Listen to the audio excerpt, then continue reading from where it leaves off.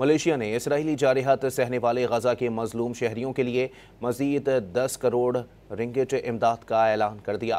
Malaysia کے دارالحکومت Kuala Lumpur میں ہزاروں افراد غزہ میں ہونے والی صہیونی درندگی کے خلاف سڑکوں پر نکل آئے۔ اس موقع پر ملیشیا کے وزیر اعظم انور ابراہیم سے اسرائیلی جنگی جنون کی شدید مذمت کی اور عالمی برادری سے صہیونی درندگی رکوانے کا پرزور مطالبہ کیا۔ اس دوران امداد لے کر غزہ جانے والے قافلے کا پرچم بھی لہرایا گیا جو مختلف ممالک کی نمائندگی کے ساتھ اسپین سے 31 اگست کو روانہ ہوگا۔ پاکستان کے سابق سینیٹر مشتاق احمد ملیشیا میں اس مارچ کا حصہ تھے اور فلوٹیلا میں بھی شامل ہوں گے۔ ملیشیا نے اسرائیلی جارحیت सहने वाले غزہ کے مظلوم شہریوں کے لیے مزید 10 کروڑ رنگٹ امداد کا اعلان کر دیا۔